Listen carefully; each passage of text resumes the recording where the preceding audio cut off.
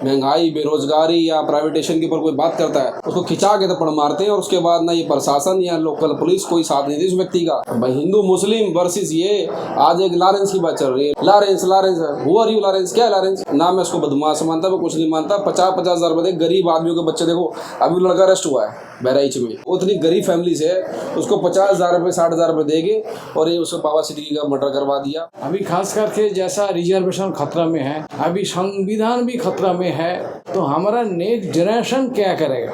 Cast का अंदर भी सब कास्ट कर रहा है, जो इसको नहीं देना, इसको नहीं देना, इसको हक उसने क्या दी।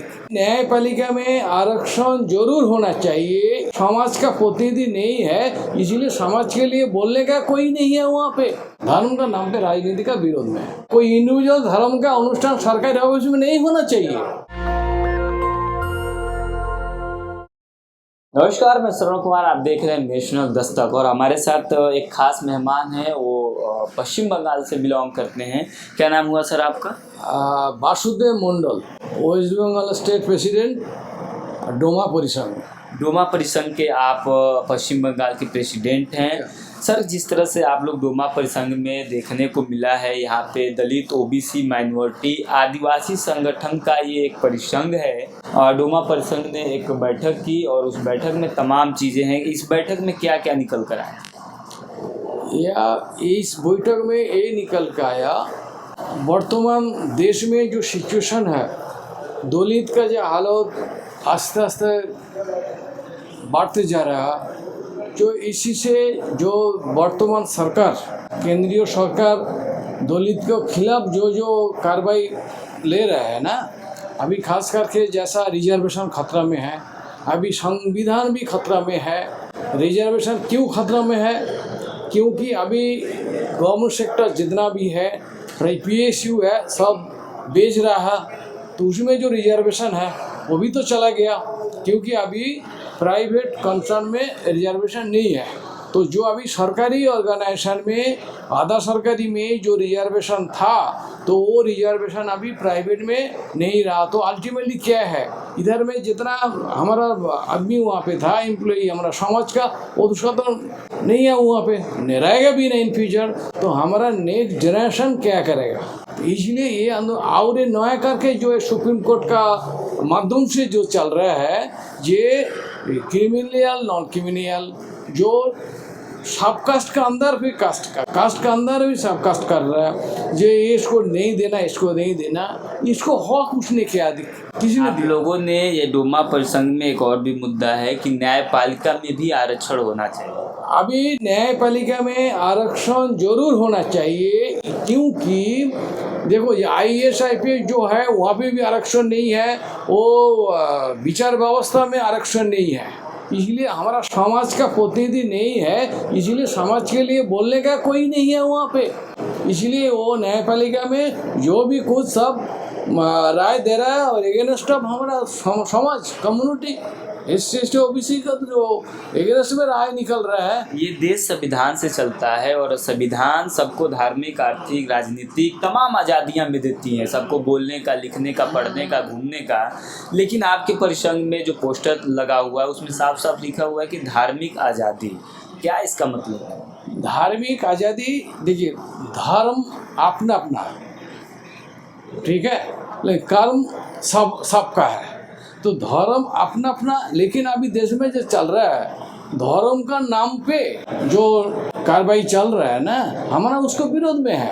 कोई धर्म कोई चेंज कर सकता है, कोई अपना अपना मर्जी है, मैं कौन सा धर्म बिलोंग करूँ, कौन सा धर्म चेंज करूँ, ये हमारा स्वाधीनता है, डेमोक्रेसी है। इसमें कोई जगह देखा हंगामा हो रहा है, ये हमका उसको विरोध में है। धर्म के नाम पर देश में कहाँ विरोध हो रहा है? धर्म का नाम हो ही है, बहुत जगह पे ऐसा हो रहा है, धर्म का नाम पे राजनीति का विरोध में है।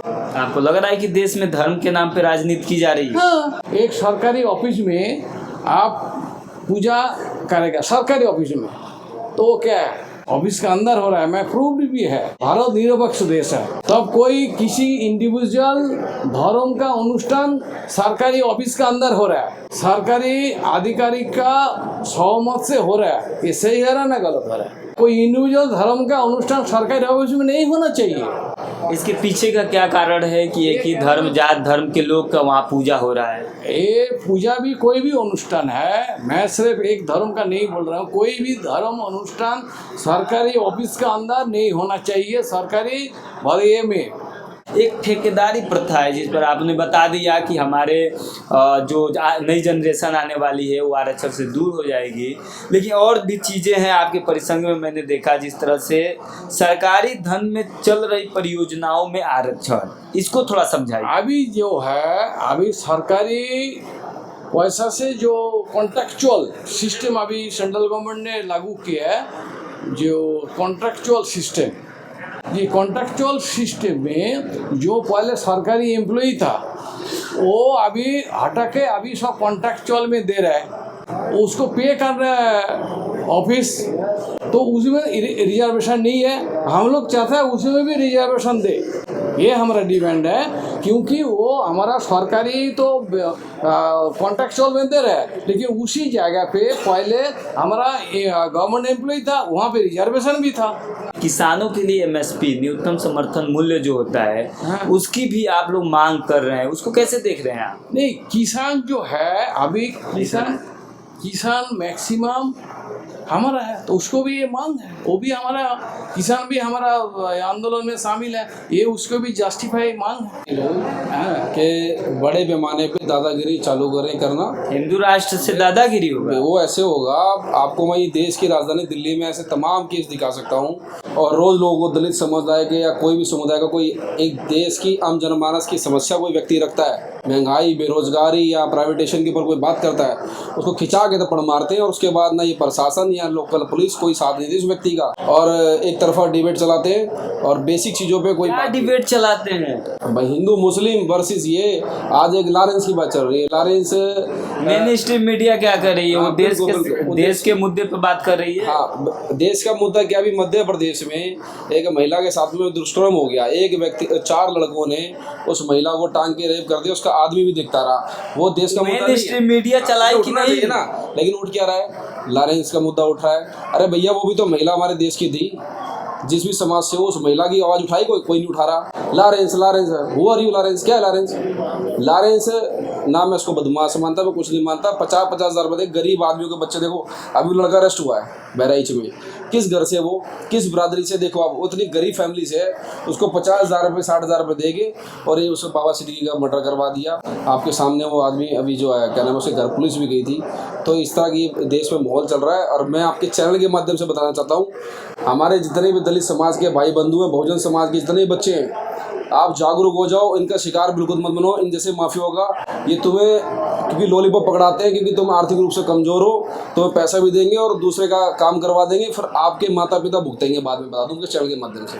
गिरिराज सिंह कह रहे हैं कि अपने घरों में तलवार रखो, त्रिशूल रखो। आप कह रहे हैं गिरिराज जी को मैं नहीं जानता, और चाहे कुछ भी मंत्री हो, मेरी बात सुनो, गिरिराज जी की बात का मैं ज़्यादा महत्व नहीं दूंगा। ये तलवार वाली बात, मैं तो संविधान को मानता हूँ और संविधान के माध्यम से कार्रवाई करूंगा, और उसके माध्यम से मैं कार्रवाई मेरी चल भी रही है और उस पर इम्प्लीमेंट होता भी है। लेकिन क्या वजह है कि ये लोग ये नहीं कहते हैं कि हर घर में संविधान होना चाहिए, लेकिन ये लोग बड़े मंचों से कहते हैं कि हर घर में तलवार होना चाहिए? मैं उसका उत्तर दे रहा हूँ। वो जो बांटोगे कटोगे जो नारा अभी चल रहा है ना इस देश में, जब माननीय प्रधानमंत्री के माध्यम से, योगी जी के माध्यम से, वो इसलिए बोल रहे हैं बटोगे तो कटोगे, क्योंकि दलित समुदाय के जो व्यक्ति हैं उनको पता है कि यही हमारे को रक्षा कवच दे रहा है। बहराइच वाला मामला आपने देखा, जिस तरह से SC ST OBC समाज जाने से इनकार कर दिया है, अब वो कह रहा है कि मैं नहीं जाऊंगा। मैं दिल्ली के कई उदाहरण दे दूंगा, कल्याणपुरी की घटना है, ये दंगे हुए यहाँ की घटना है। आप इसमें रेशियो निकालोगे तो आप बैकफुट कौन होता है, बैकफुट में कौन बॉल खेलता है?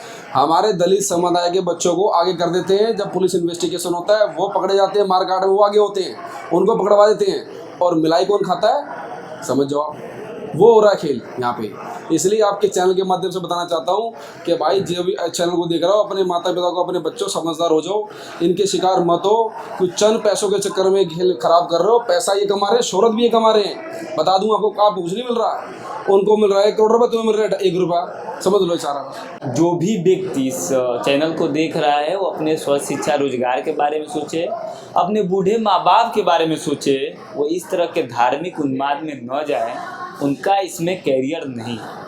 आप क्या सोचते हैं, कमेंट में जरूर बताइएगा। शुक्रिया। नेशनल दस्तक की आपसे गुजारिश है कि अगर इसको बचाना चाहते हैं तो नेशनल दस्तक को सब्सक्राइब करने के लिए रेड कलर के सब्सक्राइब बटन को दबाएं, फिर बेल आइकन की घंटी दबाएं। नेशनल दस्तक को बचाने के लिए बहुत ज़रूरी है कि हर खबर को शेयर करें, लाइक करें, कमेंट जरूर करें।